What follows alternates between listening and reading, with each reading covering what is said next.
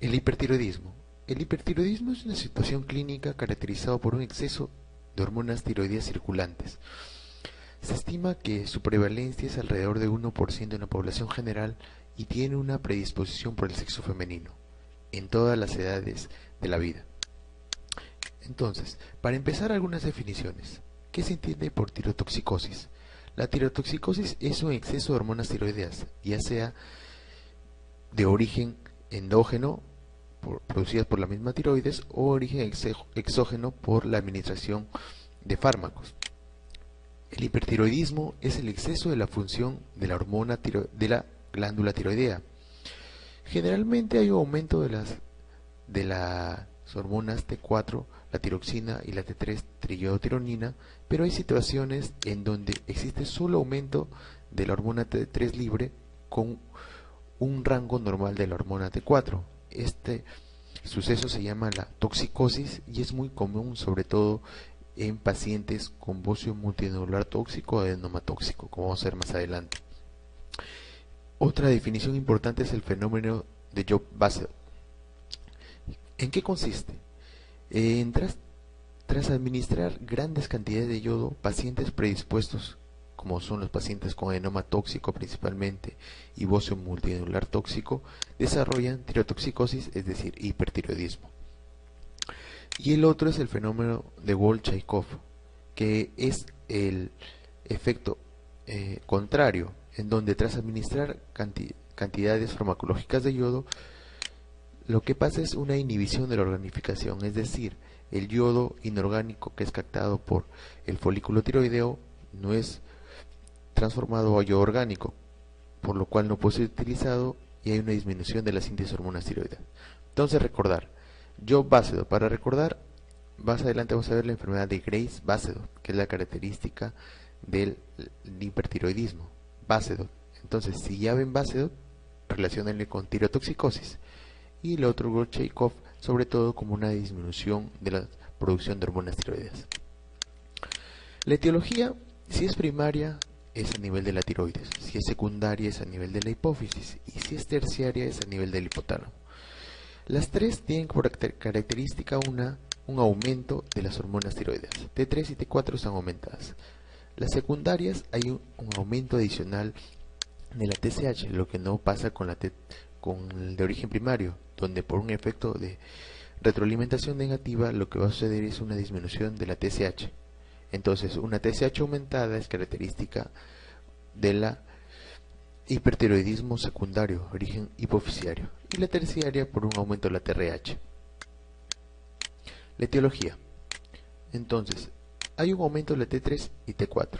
Primero, empecemos, si recuerden, del eje hipotálamo hipofisiario tiroideo, donde el hipotálamo producía TRH, que estimulaba la hipófisis para producir TSH, y esta TSH actuaba de mal de unos receptores de membrana a nivel de la tiroides para producir T3 y T4. Entonces, hay una sobreestimulación de los receptores de la TSH. ¿En qué situaciones se da esto?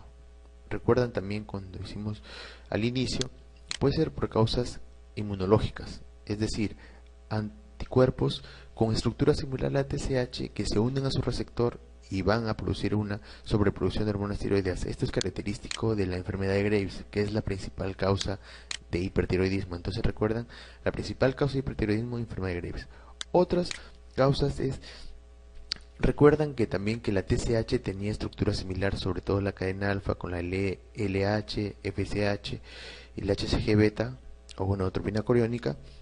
Entonces, en situaciones donde hay una sobreproducción, sobre todo de la hormona gonadotropina coriónica, como son los coriocarcinomas, mola o carcinoma embrionario de testículos, donde se produce niveles de más de 3000 de HCG beta, puede haber hipertiroidismo. Y el otro es un macroadenoma hipofisiario que produce en exceso TSH, que va a estimular su receptor y va a producir un aumento de la T3 y T4. Una característica importante es que todas estas causas donde hay una estimulación del receptor del TSH van con bocio. Entonces el Graves va con bocio, el coriocarcinoma va con bocio y el macroadenoma va con bocio. El otro, o la otra causa, es que hay un aumento del tejido tiroideo.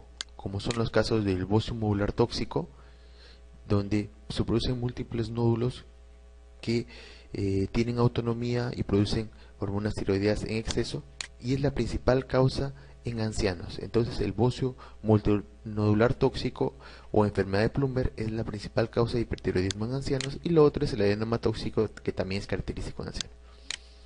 Otras causas donde hay aumento de las hormonas tiroideas son producción ectópica de hormonas tiroideas, ya sea un estroma ovárico, que es un tumor ovárico productor de hormonas tiroideas, o por una metástasis de un tumor de origen tiroideo, sobre todo el folicular, que va a dar metástasis a diferentes partes del cuerpo, y donde estas metástasis van a tener autonomía de producir hormonas tiroideas. Otras causas es por destrucción del tejido tiroideo, como sucede en las tiroiditis, sobre todo en las tiroiditis de Curvain, o también las tiroiditis también linfocitaria subaguda, la silente, en donde la inflamación que se produce en la glándula tiroidea produce destrucción de los folículos tiroideos con la liberación de hormona tiroidea preformada. Por ende, este hipertiroidismo causado por estas tiroiditis es transitorio. Y lo otro es post tratamiento con radioyodo, en donde, al igual que la tiroiditis, hay una destrucción de los folículos que van a liberar hormona tiroidea preformada. También va a ser transitorio. El otro es inducido por yodo, que es el efecto Jock-Basedow, sobre todo en pacientes con adenoma tóxico. Los pacientes con adenoma tóxico, al administrarse cantidades elevadas de yodo, son capaces de producir hipertiroidismo.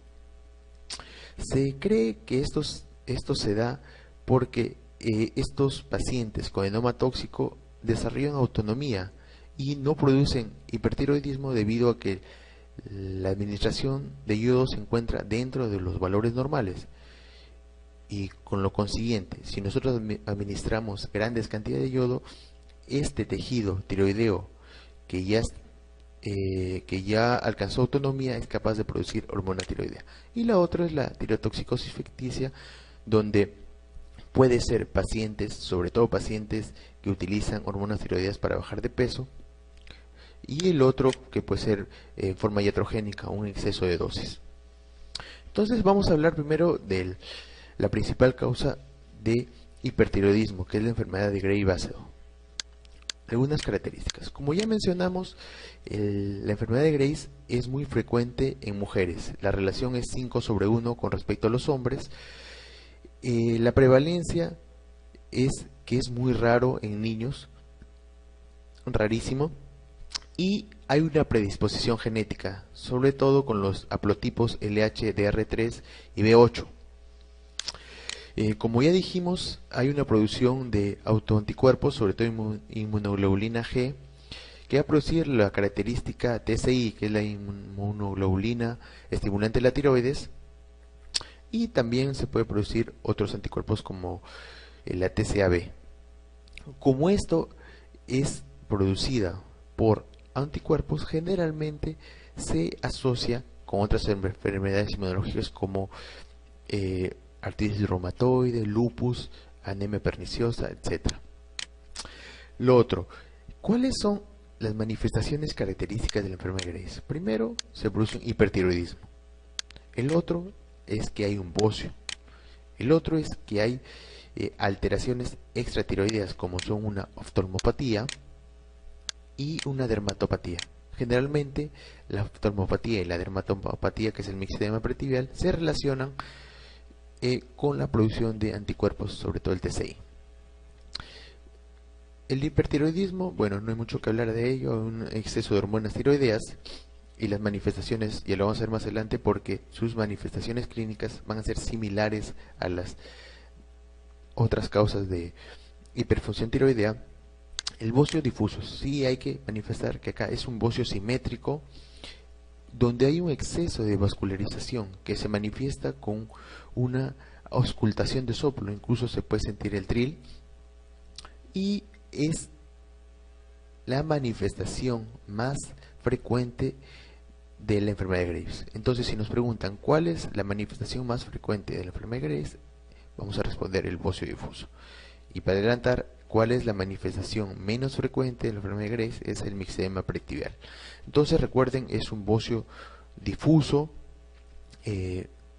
simétrico, no doloroso y que se puede ocultar un soplo. La oftalmopatía, que hay que tener en cuenta que puede ser bien por causa como manifestación de la hiperproducción de hormonas tiroideas, como son la retracción palpebral y la mirada fija, o puede ser por la acción que ejercen estos anticuerpos a nivel retrocular, que es el esoftalmo, que es lo más característico, y la oftalmoplejía. Y por último, el mixedema pretibial, como ya manifesté, es el menos frecuente y se debe a un depósito de proteoglicanos ácidos a nivel de la dermis, mucopolisacáridos a nivel de la dermis, y se caracteriza por placas rojizas, incluso amarillentas, naranjas, como como la piel de la naranja. Son indoloras y no dejan foveas. Para el tratamiento, para adelantar, es con glucocorticoides tópicos, al igual que la oftalmopatía. Recordar también que la oftalmopatía no se relaciona con el grado de severidad del hipertiroidismo. Las manifestaciones clínicas. Empecemos.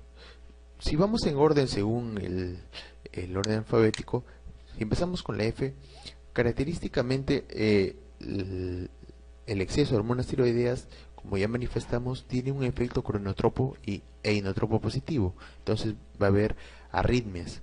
Generalmente la más frecuente es una fibrilación auricular. Hay situaciones como en los ancianos, donde es la única manifestación, una fibrilación auricular, o en otros fibrilación auricular muy resistente al tratamiento con digoxina. Entonces, dos situaciones: una, fibrilación auricular que aparezca en un anciano, o fibrilación auricular muy difícil de tratar con digoxina. Hay que pensar en hipertiroidismo. Las otras arritmias también menos frecuentes son la taquicardia sinusal, la taquicardia supraventricular paroxística, incluso extrasístoles ventriculares, pero la más característica es la fibrilación auricular. Si seguimos, hay un bocio característico sobre todo de la enfermedad de Graves. Es un bocio difuso. Para recordar, si seguimos en orden: grande tiroides, el bocio. Luego, con la letra H, recuerdan que dijimos que una característica del hipotiroidismo era la hipertensión diastólica. Aquí en el hipertiroidismo lo que más característico es una hipertensión sistólica. Además hay una hiperdefecación. Recordar, es hiperdefecación, no hay diarrea. En el hipertiroidismo no hay diarrea, hay hiperdefecación. También una característica importante dentro de las manifestaciones cardiovasculares es una insuficiencia cardíaca. Pacientes que presentan ya una insuficiencia cardíaca de fondo, la cual se va a descompensar, hay que pensar en hipertiroidismo. En varones es una causa importante de impotencia. Otra característica del hipertiroidismo es que hay una ingesta aumentada de alimentos, contrariamente a lo que se produce en el hipotiroidismo, donde hay una ingesta disminuida. Y hay una intolerancia al calor. Recuerden que en el hipotiroidismo hay una intolerancia al frío. Entonces, características en caso que nos presenten un caso clínico, es paciente con intolerancia al calor, con ingesta de alimentos aumentados, con hiperdefecación. La otra es la habilidad emocional, que son características más relacionadas con el efecto adrenérgico de las hormonas tiroideas. También se produce una miopatía proximal, ya que el exceso de hormonas tiroideas va a producir un catabolismo. Va a haber una disminución de las proteínas estructurales que se va a manifestar con una miopatía proximal. Hay alteraciones de la menstruación con oligomenorreas. El mixedema pretibial, característico por el depósito de mucopolisacáridos, característico de la enfermedad de Graves. También hay un nerviosismo que se relaciona por el exceso de hormonas tiroideas, por su efecto adrenérgico. La onicolisis o uñas de Plumber también es una manifestación que algunos consideran como parte de las manifestaciones propias de la enfermedad de Graves. La oftalmopatía como ya dijimos, que había una oftalmopatía por el exceso de hormonas tiroideas y por el efecto de los autoanticuerpos. Esta oftalmopatía, que era la mirada fija y la retracción palpebral. También hay una pérdida de peso característico en el hipotiroidismo, un aumento de peso, palpitaciones, la piel generalmente está caliente y húmeda y hay una retracción palpebral. Los reflejos están aumentados, contrariamente al hipotiroidismo están disminuidos. Hay una sudoración excesiva también relacionada con los síntomas adrenérgicos. Hay taquicardias y temblor, un temblor distal fino. Entonces, si resumimos y cómo nos presentaría en un caso clínico, entonces sería un paciente que presenta nerviosismo, labilidad emocional, sudoración excesiva, que hay intolerancia al calor, además que presenta una ingesta aumentada de alimentos con pérdida de peso, hiperdefecación. Eso sería lo característico que se nos presentaría un paciente. En ancianos, sobre todo, lo más característico va a ser manifestaciones cardiovasculares, es decir, fibrilación auricular, el empeoramiento de enfermedad isquémica ya que tenía de fondo o empeoramiento de la insuficiencia cardíaca. Entonces, hay una forma de hipertiroidismo que se produce en ancianos, que es el hipertiroidismo apático enmascarado. Es propio de ancianos, como ya dije, es propio de ancianos, y donde no va a existir las manifestaciones clínicas características del hipertiroidismo. Sobre todo no va a haber las manifestaciones adrenérgicas como son el nerviosismo, la labilidad emocional, temblor, no.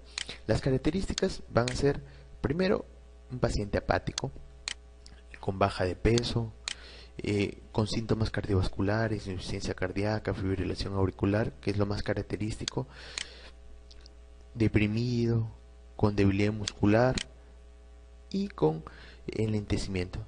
Generalmente, si nos presenta un paciente así, uno no pensaría en hipertiroidismo, ¿no? Pensaría en un paciente deprimido o incluso un paciente con hipotiroidismo, no con hipertiroidismo. Entonces hay que tener cuidado que en los pacientes hipertiroideos en ancianos las manifestaciones no son las clásicas conocidas. Entonces, para recordar: A de apatía, B de baja de peso, C de síntomas cardiovasculares, D de depresión y debilidad muscular y D de lentecimiento, alteración de la concentración sobre todo.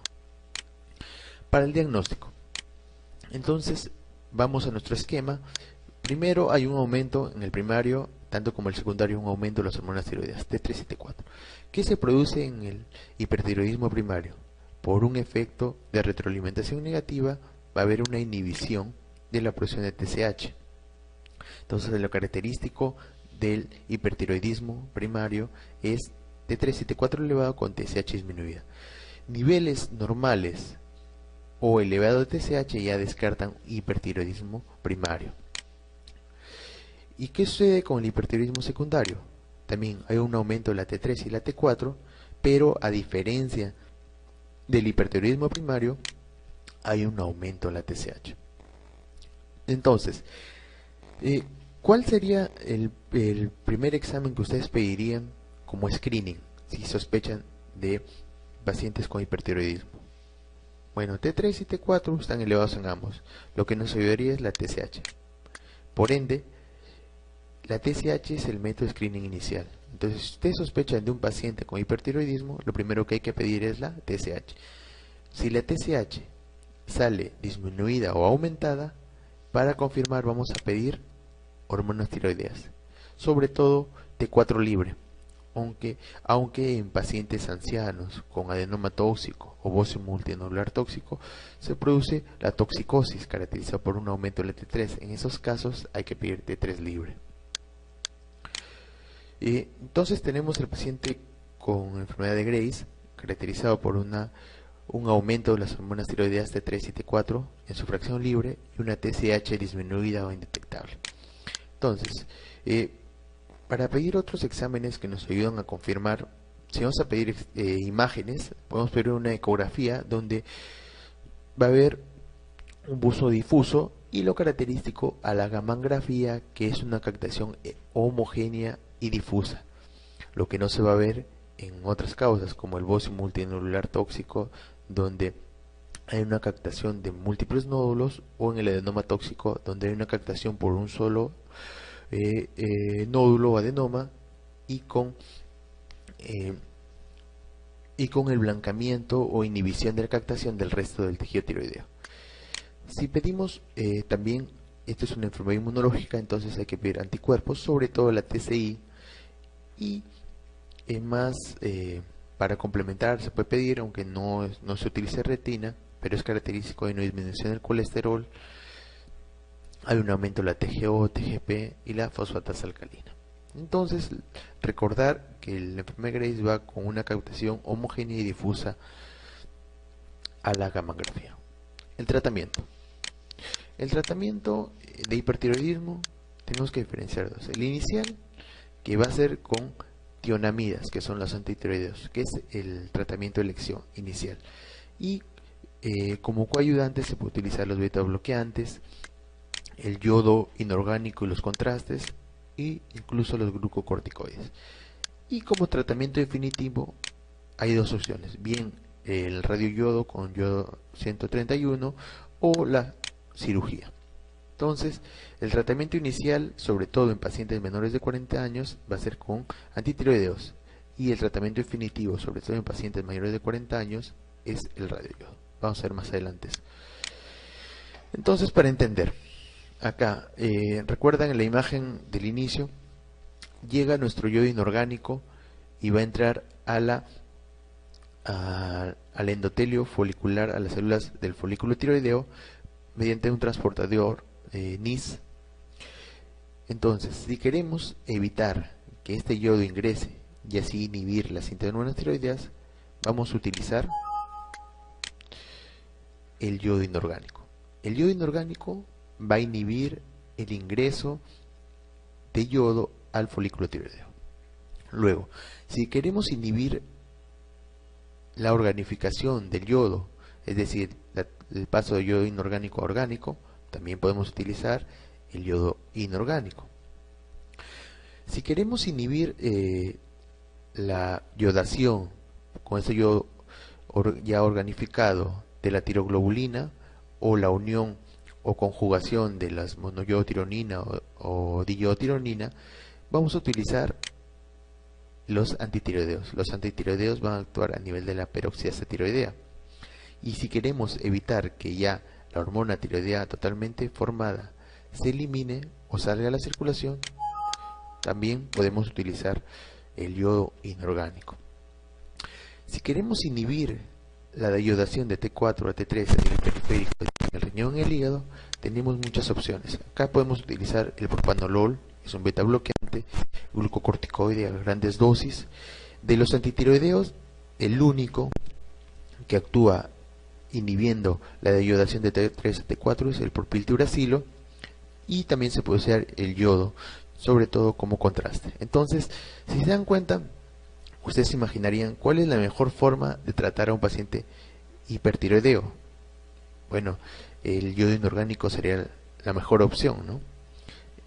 Inhibe el ingreso de yodo, inhibe la yodación, inhibe la liberación e inhibe la transformación de T4 y T3. Pero hay un inconveniente, que este tratamiento con yodo tiene periodo de escape, es decir, dura 1 o 2 semanas y luego de eso ya no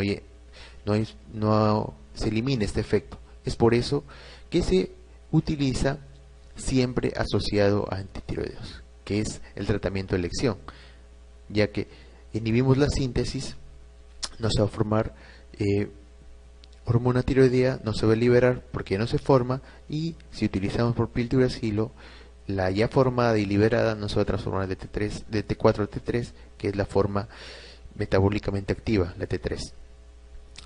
Otro dato importante es que si queremos producir una disminución rápida del exceso de hormonas tiroideas, un buen fármaco sería el yodo inorgánico. Un buen tratamiento es el yodo inorgánico, y esto se utiliza en las crisis tirotoxicóticas. Eso vamos a ver más adelante. Entonces tenemos los antitiroideos. El más común, el más conocido es el metimazol. También tenemos el carbimazol y el propiltiuracilo. Su mecanismo de acción, como ya dije, uno, inhibe la peroxidasa tiroidea, y también tiene un mecanismo adicional que disminuye los niveles de la inmunoglobulina estimulante de la tiroides. También ya dije, el propiltiuracilo tiene una característica que inhibe la conversión de T4 a T3, principalmente el propiltiuracilo, pero también algunas literaturas manifiestan que el carbimazol también tiene esa propiedad. Y la otra propiedad importantísima del propiltiuracilo es que tiene un paso mínimo en la placenta y en la leche materna, por ende es de elección en gestantes. Gestante con hipertiroidismo, tratamiento de elección, propiltiuracilo. Como todos los fármacos van a tener efectos adversos. La principal y el más común es la leucopenia transitoria. Bueno, como es transitoria, no es muy conocida ni diagnosticada, y el efecto adverso más conocido y el más grave es el agranulocitosis, que se presenta generalmente de manera brusca. El paciente refiere fiebre, dolor de garganta y con un recuento de granulocitos menor a 500. Ustedes se preguntarán, si es tan peligroso, ¿por qué no se hace un dosaje periódico de granulocitos y así evitamos que se produzca esa manifestación? Y la respuesta es que, ya que se presenta de manera brusca, no tiene ningún sentido el dosaje periódico de leucocitos. Y otro dato importante es que estos fármacos, su efecto se manifiesta en 1 o 2 semanas.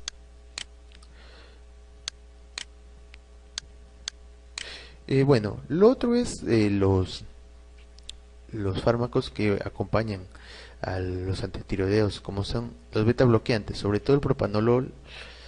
Bueno, ¿por qué utilizamos beta bloqueantes? Primero, todos los beta bloqueantes tienen un efecto, van a disminuir la sintomatología adrenérgica del paciente, va a haber una mejoría rápida. El paciente no va a tener sudoración excesiva, temblor, labilidad emocional, todos esos síntomas adrenérgicos que manifestamos. Pero ¿por qué utilizamos el propanolol? Ya que a diferencia de otros beta bloqueantes, este sí reduce la conversión de T4 a T3. Se utiliza en las crisis tirotoxicóticas para el control de las arritmias. Entonces, tratamiento de elección para el control de las arritmias en las crisis es el propanolol. Nunca dar el propanolol como tratamiento único al hipertiroidismo, ya que si bien hay una mejoría de la sintomatología adrenérgica, no tiene control o efecto a nivel de la síntesis de hormonas tiroideas. Entonces se va a seguir formando hormonas tiroideas, ya que el propanolol no actúa a ese nivel. El yodo y contraste yodo inorgánico, como ya dijimos, tiene una rápida acción. Primero, efecto Wolff-Charcot, evita la organificación del yodo, inhibe también la liberación de hormonas tiroideas, y el yodo, liberar los contrastes, bloquea el paso de T4 a T3. Pero como ya dijimos, hay un fenómeno de escape, es decir, que el efecto dura 1 a 2 semanas. Es por eso que se aconseja que, si se va a hacer yodo inorgánico, acompañar de antitiroideos. ¿En qué se usa? Como ya vimos, su efecto es casi inmediato, entonces lo utilizamos sobre todo en las crisis tirotoxicóticas o la tirotoxicosis por radioyodo 131. También el yodo, el yoduro de potasio, que es el Lugol, se puede utilizar también en pacientes que van a ser intervenidos quirúrgicamente, ya que al igual que el yodo inorgánico, que tiene todos esos efectos de inhibir la síntesis de hormonas tiroideas, la liberación y la transformación de T4 a T3, el Lugol tiene la particularidad de que disminuye la vascularidad a nivel de la hormona tiroidea, de la glándula tiroidea, con lo cual va a disminuir el sangrado o la hemorragia que se podría producir en el momento de operar al paciente. Y los corticoides también, que se puede utilizar en grandes dosis, pueden inhibir la conversión de T4 a T3 y su uso sobre todo en las crisis tirotoxicóticas. Los corticoides tópicos, también recordar, se utiliza en el mixema pretibial, y corticoides, sobre todo la prednisona, se puede utilizar para la oftalmopatía de Graves, sobre todo los oftalmos. Entonces, luego podemos ver el tratamiento definitivo, que es el radioyodo 131. ¿Qué se va a producir? Se va a administrar radioyodo 131, radioyodo que es el yodo 131, el cual va a ser captado por las células tiroideas y va a producir una destrucción. Este efecto generalmente se produce entre 3 a 12 meses. Es por eso que los pacientes con tratamiento con radioyodo hay que administrar 4 o 5 días después de la radiación tratamiento antitiroideo, ya que el efecto no es inmediato. Además, evitar el embarazo. Como se ve, el efecto es entre 3 a 12 meses, un promedio de 6 meses, es por eso que se evita el embarazo los 6 meses siguientes al radioyodo. Previo al tratamiento, ¿qué se va a hacer? Preparación con un tratamiento con hormonas tiroideas, la cual se suspende 3 a 4 días antes de la radiación y se restaura 4 días después, ya que el efecto del radioyodo es entre 3 a 12 meses. ¿Qué efectos secundarios puede pasar? Uno, que persista el hipertiroidismo. Aunque es raro, ya que el radioyodo es muy efectivo, sobre todo en la enfermedad de Graves, pero un efecto secundario es que persiste el hipertiroidismo. El otro es que nos vayamos al extremo, que produzcamos hipotiroidismo. También por destrucción de las células tiroideas se libera hormona tiroidea preformada, por decir tiroiditis, lo cual se espera entre 1 a 2 semanas por radiación. Y otros pacientes manifiestan dolor local, se puede utilizar AINES, ¿no? Sobre todo acá recordar el hipotiroidismo y las tiroiditis. Y las contraindicaciones del radioyodo son 1, embarazo y lactancia. Como ya explicamos, el embarazo, la tiroides en el feto ya está formada a las 2 semanas, entonces si damos radioyodo vamos a destruir también la tiroides fetal. En menores de 20 años, por el riesgo de radiación y con el posterior riesgo de cáncer, sobre todo cáncer papilar de tiroides, en pacientes con oftalmopatía de Graves severa. Esta es una contraindicación absoluta, ya que se ha relacionado la liberación de TCI al destruir los folículos tiroideos con un agravamiento de la oftalmopatía de la enfermedad de Graves. También buzos grandes, ya que no va a hacer efecto. Donde hay duda de malignidad o nódulos fríos, también está contraindicado el uso de radioyodo. Y lo otro es la cirugía, donde se indica todas las causas que no pueden ser tratadas con radioyodo, como son bocios excesivamente grandes, pacientes jóvenes, menores de 20 años, pacientes con oftalmopatía grave, sobre todo severa, ya que, como ya dijimos, va a empeorar, y con pacientes con Graves con un nódulo frío donde hay sospecha de malignidad. También hay que preparar al paciente antes de la cirugía. Hay que tratamiento con antitiroideos hasta alcanzar el eutiroidismo para evitar la crisis tirotoxicótica durante la cirugía, y también tratamiento con Lugol, sobre todo 10 días antes, para disminuir la vascularización, como ya manifesté. Si nos encontramos en la enfermedad de Graves o el bocio multinodular tóxico, de elección es la tiroidectomía subtotal. Y si nos encontramos en un caso de adenoma tóxico, el tratamiento es la hemitiroidectomía. Las complicaciones, bueno, como toda cirugía, hemorragias, se puede lesionar el nervio laringio recurrente, que se manifiesta como disfonía. Podemos al extraer tejido tiroideo también extraer la paratiroides, tejido causando hipoparatiroidismo. Incluso podemos llegar al extremo del hipotiroidismo. Entonces, si ya nos vamos específicamente a la enfermedad de Graves, ¿cuál es el algoritmo a seguir? En menores de 40 años y mayores de 40. En menores de 40 años, elección fármacos antitiroideos por 12 a 18 meses. Recuerden, menores de 40, antitiroideos por 12 a 18 meses. Después de los 18 meses, generalmente un 30% alcanza la curación. y el otro 70% hay recidiva. En este 70% que hay recidiva hay que ir a la otra fase, ya sea con yodo 131 o cirugía. De elección es el radioyodo. Y en pacientes en donde está contraindicado el radioyodo, ya sea pacientes jóvenes, pacientes que estén embarazadas o pacientes con oftalmopatías severas, cirugía. En mayores de 40, de elección desde el inicio puede ser el yodo radioyodo o yodo 131, y en los que estén contraindicados, sobre todo en pacientes que se trató con radioyodo y hubo recidiva, la cirugía, oftalmopatía grave, bucio muy grande compresivo o nódulos fríos donde hay sospecha de malignidad. Entonces recordar, menores de 40 años, antitiroideos. Mayores de 40, de elección ya puede utilizarse el radioyodo 131. En los casos que no se puede utilizar el radioyodo, se va a la cirugía. Y la otra es el hipertiroidismo en el embarazo. Como la mayoría de enfermedades inmunológicas, la sintomatología durante el embarazo mejora, pero en el puerperio nuevamente empeora.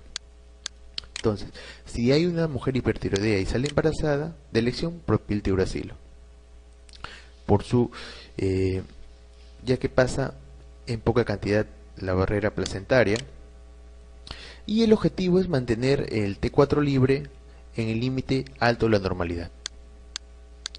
Si el tratamiento con propiltiuracilo no logra el control, vamos a ir a la cirugía, la cual se debe realizar sobre todo en el segundo trimestre del embarazo. Y la otra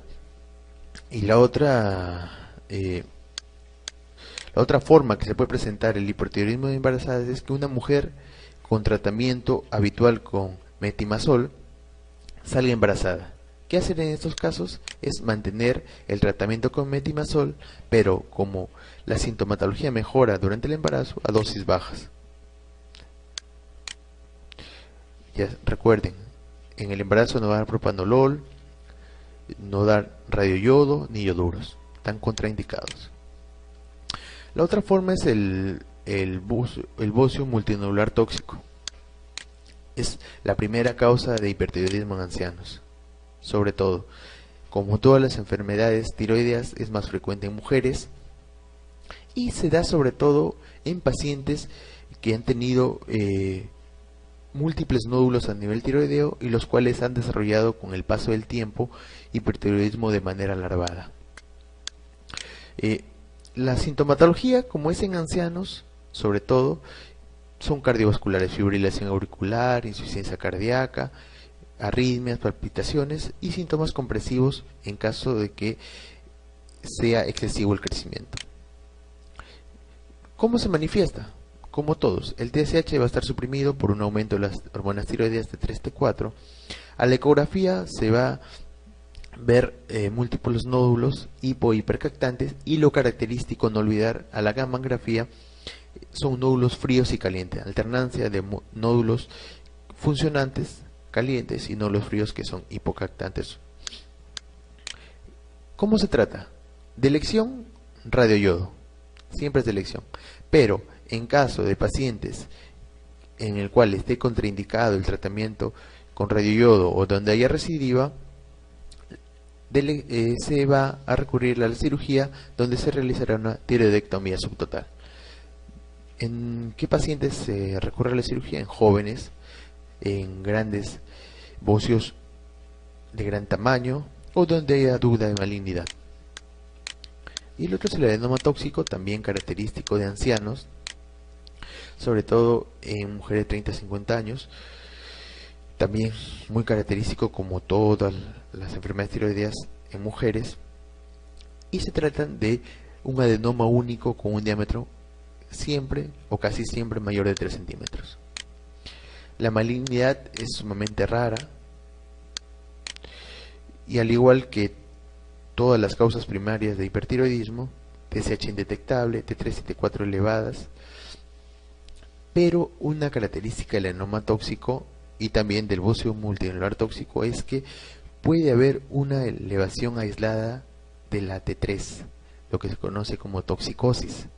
Entonces, pacientes con adenoma y bocio multinodular tóxico, en el momento de pedirse en el laboratorio también pedir T3 libre, porque puede ser que solo esté elevada la T3 y la T4 esté dentro de los rangos normales. Y la gamangrafía, hay un nódulo hipercaptante con supresión de la captación del resto de la glándula. Tratamiento, igual que el bocio multinodular tóxico, es radioyodo. En caso de que esté contraindicado en jóvenes, bocio de gran tamaño o de malignidad, acá de elección es la hemitiroidectomía. Otras causas de hipertiroidismo, como dijimos, son los tumores trofoblásticos, donde recordar valores muy aumentados de HCG beta, más de 3000, y como la HCG beta estimula los receptores de la TSH, va a ir con bocio y con una gamangrafía hipercaptante. El tratamiento es la extirpación del tumor, tratamiento del coriocarcinoma, la mola, con lo cual va a ceder el hipertiroidismo. Lo otro es la tirotoxicosis ficticia, donde la TSH está suprimida por un aumento, por un exceso de hormona tiroidea de origen endógeno. Generalmente, si la T3 y la T4 están elevadas, la TSH se suprime, pero hay fármacos donde solamente la T3 está elevada con una T4 disminuida por inhibición de la TSH. La tiroglobulina generalmente está disminuida. Estos tirotoxicosis ficticia, no hay bocio porque no hay estimulación del TSH, y la gamangrafía está totalmente abolida, ya que no hay hiperfunción tiroidea.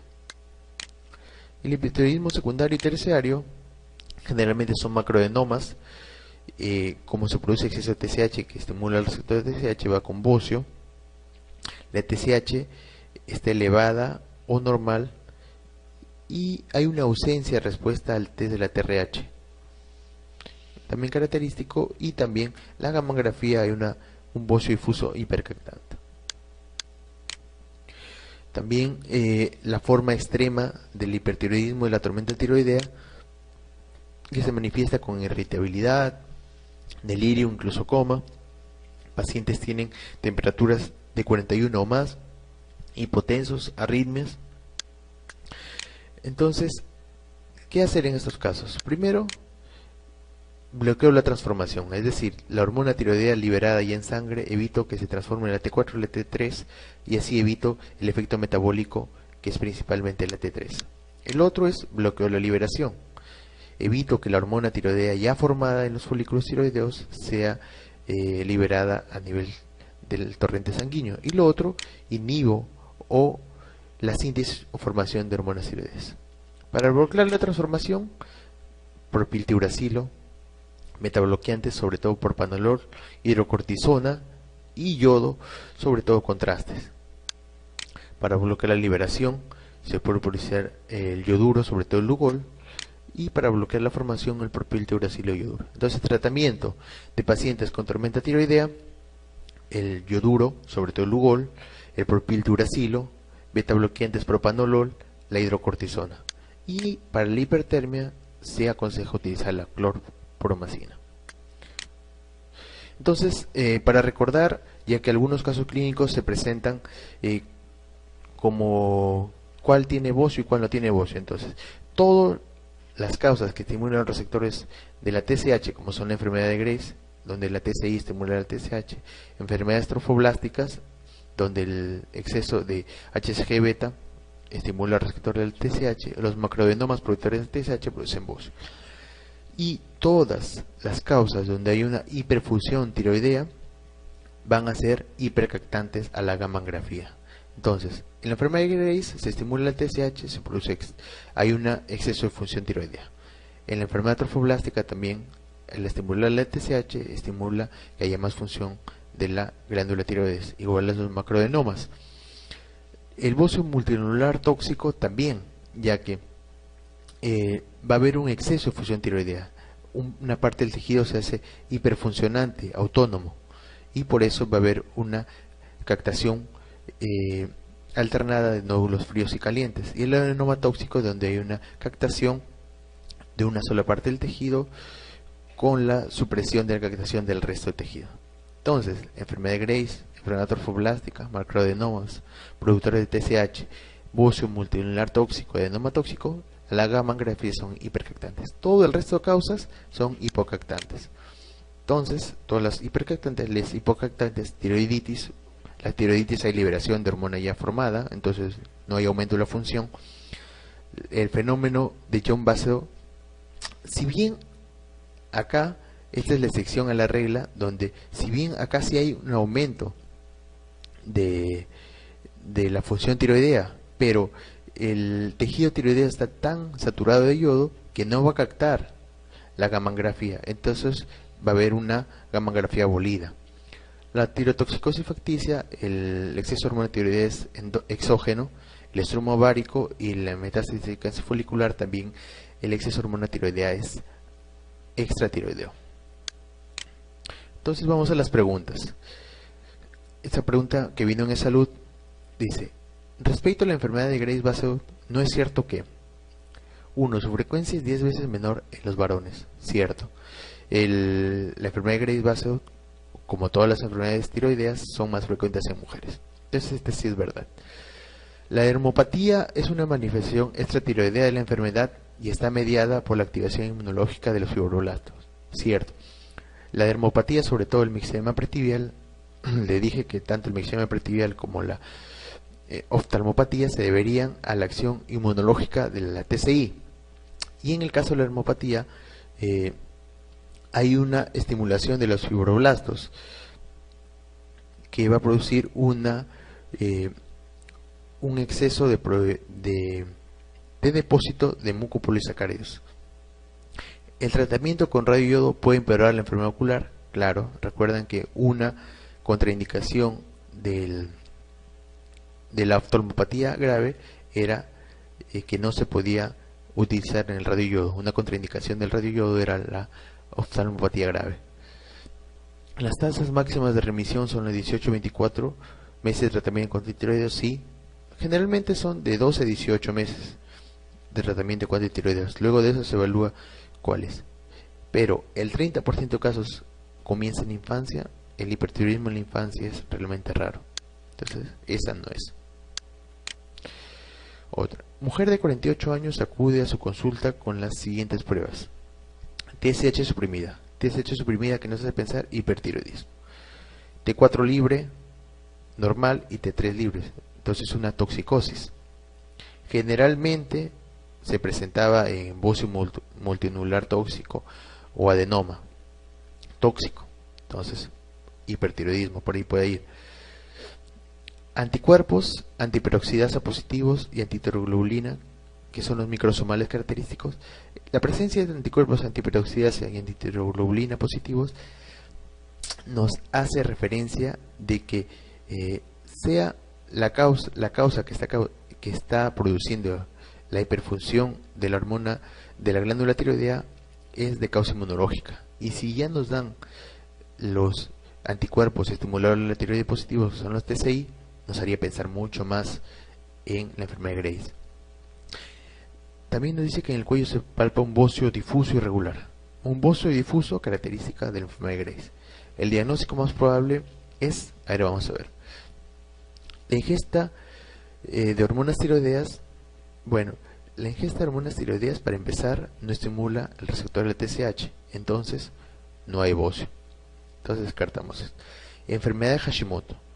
Bueno, por los anticuerpos antiperoxidasa positivo y antiroglobulina positivo nos haría pensar en una enfermedad de Hashimoto, pero en la enfermedad de Hashimoto no hay TCI y además en la enfermedad de Hashimoto se produce hipotiroidismo, entonces la T3 y la T4 estarían baja y la TSH aumentada. Descartamos. El bocio multinuclear tóxico.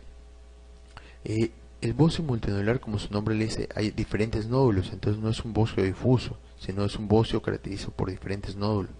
También, entonces descartaríamos. Lo que sí estaría a favor es que